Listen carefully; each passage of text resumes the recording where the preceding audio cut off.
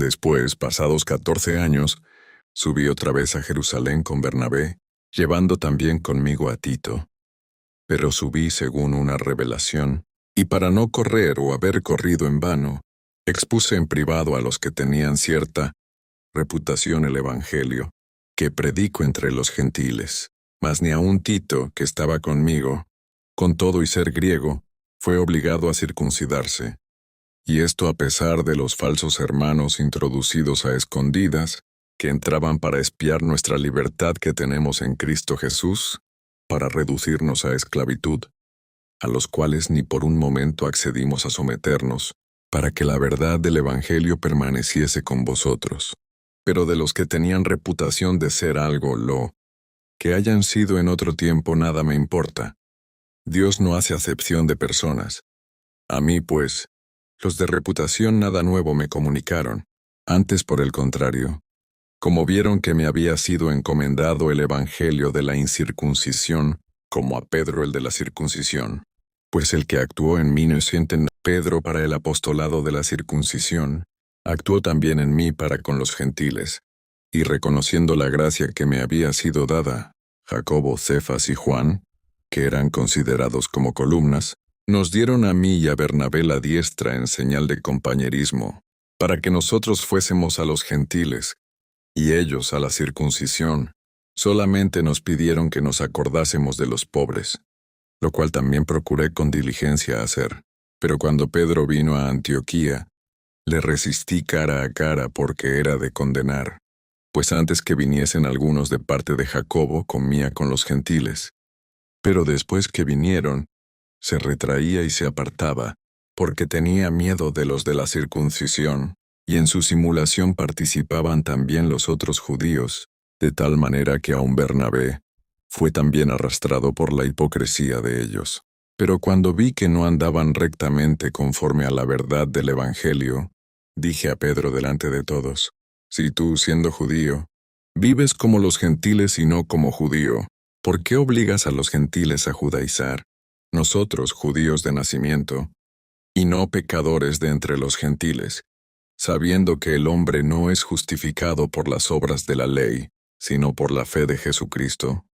Nosotros también hemos creído en Jesucristo, para ser justificados por la fe de Cristo, y no por las obras de la ley, por cuanto por las obras de la ley nadie será justificado.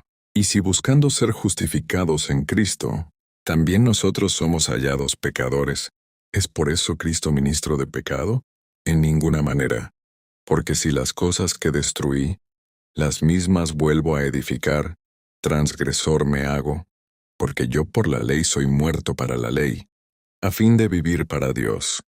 Con Cristo estoy juntamente crucificado, y ya no vivo yo, mas vive Cristo en mí.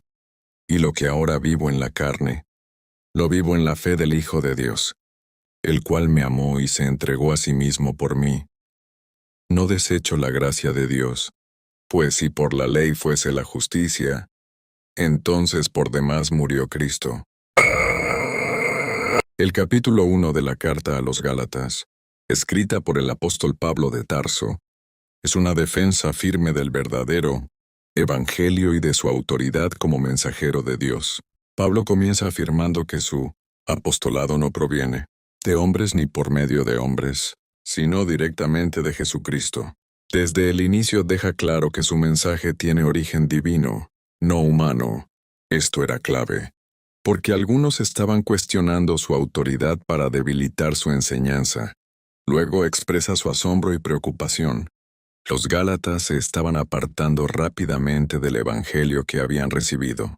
Estaban siendo influenciados por personas que querían distorsionar el mensaje, enseñando que además de creer en Cristo, debían cumplir la ley para ser salvos.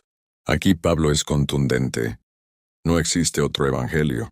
Cualquier mensaje que altere la gracia de Cristo no es una versión diferente, sino una corrupción. Incluso declara algo impactante. Si alguien, incluyéndose a él mismo o incluso un ángel, predica un evangelio distinto, debe ser considerado anatema, rechazado. Con esto enfatiza la gravedad de cambiar el mensaje de la salvación por gracia. Después Pablo aclara su intención. Él no busca agradar a las personas, sino a Dios, porque si su prioridad fuera complacer a los hombres, no sería un verdadero siervo de Cristo. Aquí muestra un principio clave. La verdad de Dios no se negocia por aceptación social. En la segunda parte del capítulo, Pablo comparte su testimonio personal.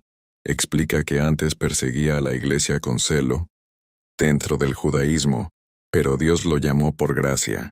No fue un proceso humano ni una enseñanza recibida de otros apóstoles. Fue una revelación directa de Jesucristo. Tras su conversión, no consultó inmediatamente con líderes en Jerusalén, sino que pasó tiempo en regiones como Arabia, afirmando que su formación espiritual vino de Dios. Años después, tuvo contacto con algunos apóstoles, pero su mensaje ya estaba establecido. El punto central es claro.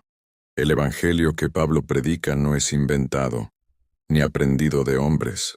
Es revelado por Dios. Finalmente las iglesias glorificaban a Dios al ver su transformación. El que antes perseguía la fe, ahora la predicaba. Enseñanza clave del capítulo. La salvación es solo por gracia.